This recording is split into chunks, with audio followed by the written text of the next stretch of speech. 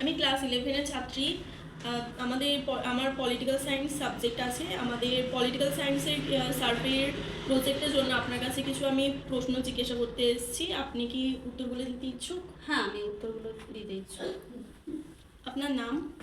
আমার নাম মুস্তারি সুলতানা। আপনার বয়স? বয়স 29। আপনি এখন কি করছেন? আপাতত আমি হাউস ওয়াইফ, কিন্তু সেই সাথে সাথে আমি বাচ্চাদেরকে টিউশনে পড়াই এবং শিক্ষার সাথে যুক্ত আছি। আপনার ঠিকানা? ঠিকানা সালার ব্লক মোড়, নিউ টাউন।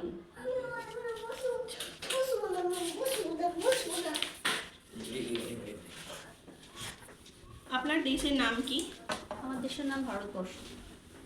আপনার দেশের কতগুলি অঙ্গরাজ্য রয়েছে? 28টি অঙ্গরাজ্য রয়েছে। আপনি কোন অঙ্গরাজ্যে বাস করেন? আমি পশ্চিমবঙ্গের বাসিন্দা। আপনার দেশের প্রধানের নাম কি? আমাদের দেশের প্রধান হলেন আমাদের প্রধানমন্ত্রী নরেন্দ্র মোদী। ভারতের প্রধানমন্ত্রীর নাম কি? আমাদের দেশের প্রধানমন্ত্রীর নাম হচ্ছে নরেন্দ্র মোদী। আপনি কি জানেন ভারতের দেশের মন্ত্রী কত বছরের জন্য হয়? হ্যাঁ, আমাদের প্রধানমন্ত্রী বা অন্যান্য মুখ্যমন্ত্রী এনারা সবাই 5 বছরের জন্য নিযুক্ত হন।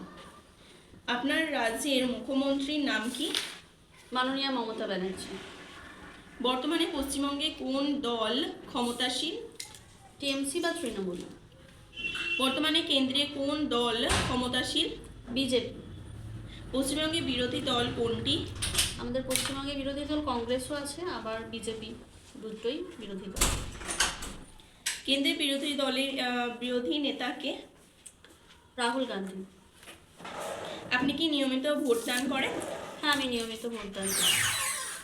যদি উত্তর হ্যাঁ হয় তাহলে আপনার এই নিজে থেকে ভোটদান দেন? হ্যাঁ, অবশ্যই আমি নিজের ইচ্ছেতেই ভোটদান করি। আপনার মতে ভারতের এই সর্বজনীন প্রাপ্ত বয়স 18 বছর বয়সে হলে ভারতের অধিকার পাওয়ার গণতন্ত্রের সাফল্য এনেছে না ক্ষতি করেছে? হ্যাঁ, অবশ্যই এটা সাফল্য এনেছে, কারণ ভারত একটি গণতান্ত্রিক দেশ এবং আমরা সবাই ভোটদানের অধিকার পেয়েছি এবং 18 বছর বয়সটা নির্ধারণ করা হয়েছে ভোটদানের বয়স হিসেবে। তো অবশ্যই এটা গণতন্ত্রের জন্য একটা সফলতা এনে দিয়েছে। আপনি কি মনে করেন স্থানীয় সরকার সংস্থানগুলি নাগরিকদের চাহিদা মেটাতে সক্ষম?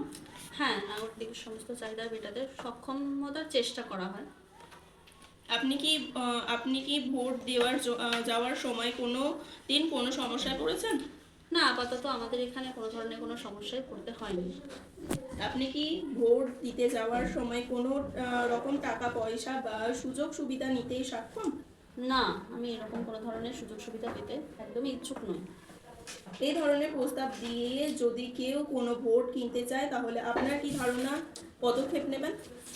পদক্ষেপ বলতে আমি প্রথমত তাকে এটা করতে বাধা দেব এবং সেটা কখনোই গ্রহণ করব না। বর্তমান ডিজিটাল যুগে ইভিএম এর মাধ্যমে ভোট হওয়া না ব্যালটের মাধ্যমে ভোট হওয়ার আপনার উচিত বলে মনে হয়? অবশ্যই ইভিএম এর দ্বারা ভোট হওয়াই উচিত।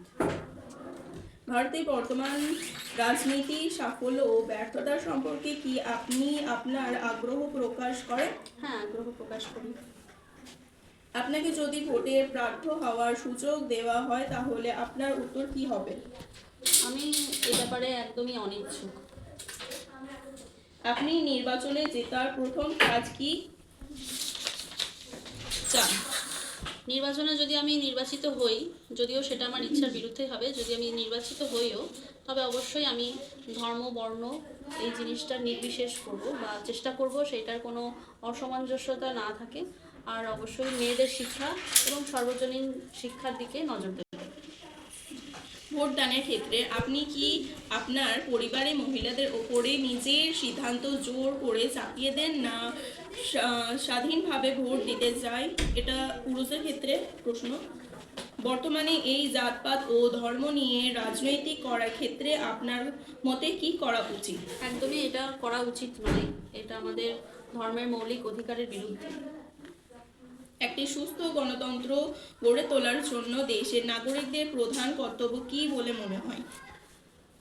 সুষ্ঠুভাবে ভোটদান করা এবং জাতি ধর্ম বর্ণ নির্বিশেষে ভোটদান করা বা প্রার্থীকে নির্বাচন করা। আমি দেশের ভবিষ্যৎ নাগরিক, সেই ক্ষেত্রে আপনি আমাকে কি উপদেশ দেবেন সুনাগরিক হওয়ার জন্য? সুনাগরিক হওয়ার জন্য উপদেশ আমি দেব, সুশিক্ষিত হও এবং কখনোই মানুষের মধ্যে ভেদাভেদ জিনিসটা মনের মধ্যে এনো না, এবং মানুষকে ভালোবাসতে শিখো। আপনি নিয়মিত খবর দেখেন? হ্যাঁ, দেখা হয়।